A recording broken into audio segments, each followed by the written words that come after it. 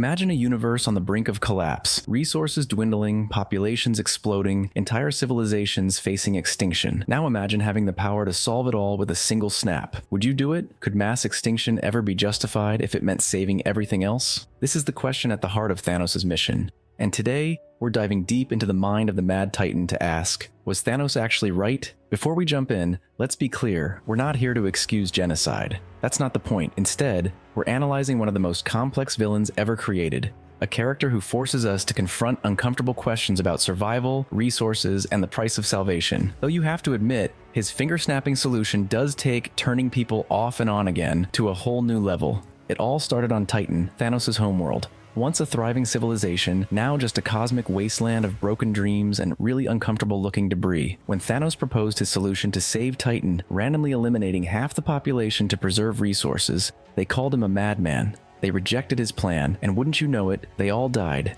Talk about an "I told you so" moment that nobody was alive to hear. This trauma is what drives Thanos. He's not your typical villain twirling his mustache in a corner, though that chin does make up for the lack of facial hair. He genuinely believes he's the hero of this story. He watched his entire civilization collapse, and he's convinced the same fate awaits every world unless someone makes the hard choice. In his mind, he's not the villain. He's just the only one with the stones to do what needs to be done. The thing is, Thanos isn't entirely wrong about the problem. Overpopulation and resource depletion are real issues. We face them right here on Earth. Climate change, food scarcity, water shortages, these aren't fictional threats. They're happening now. But his solution? That's where things get a bit, shall we say, extreme. It's like trying to fix a headache by decapitation. Technically effective, but maybe we should try aspirin first. The biggest flaw in Thanos' master plan? He has the power of a god and chooses the most primitive solution imaginable. He's got the Infinity Stones, literally the most powerful objects in the universe. He could have doubled resources, made them infinite, created sustainable energy, adjusted birth rates, or,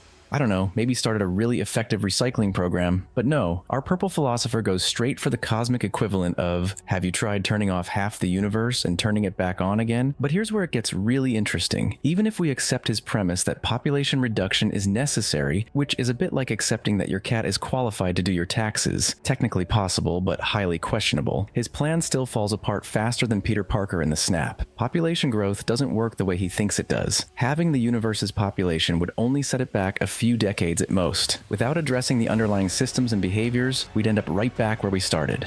It's like using a band-aid to fix a broken dam. Sure, you're doing something, but you're really missing the bigger picture. Yet despite all these flaws, Thanos remains absolutely convinced of his righteousness. And that's what makes him such a compelling villain. When he tells Tony Stark, "I hope they remember you," there's genuine respect there. When he sacrifices Gamora, there are real tears. Though you have to question the parenting skills of someone who thinks, "I'm sorry, little one," makes up for throwing your daughter off a cliff. The true brilliance of Thanos as a character is that he makes us confront uncomfortable truths while being just wrong enough to keep us from agreeing with him completely. He's like that friend who makes some really good points during an argument, but then takes it way too far and suggests solving world hunger by teaching everyone to photosynthesize. So, was Thanos right about the problems? Partially. About the solution? Well, let's just say if mass genocide is your answer, you might want to try a few more brainstorming sessions. But that's what makes him such a fascinating character. He's not wrong about everything, which makes his misguided conviction all the more tragic. He became so focused on proving himself right that he forgot to consider whether he was actually doing right. Thanos serves as both a warning and a reflection of our own tendencies to justify extreme measures for what we believe are good reasons. He shows us that identifying real problems doesn't justify any solution, and that the road to hell is often paved with what we convince ourselves are good intentions. Though, in Thanos' case, it's less of a road and more of a 6-lane highway with express lanes for genocide. And maybe that's the most important lesson of all. Just because you can solve a problem with a snap doesn't mean you should.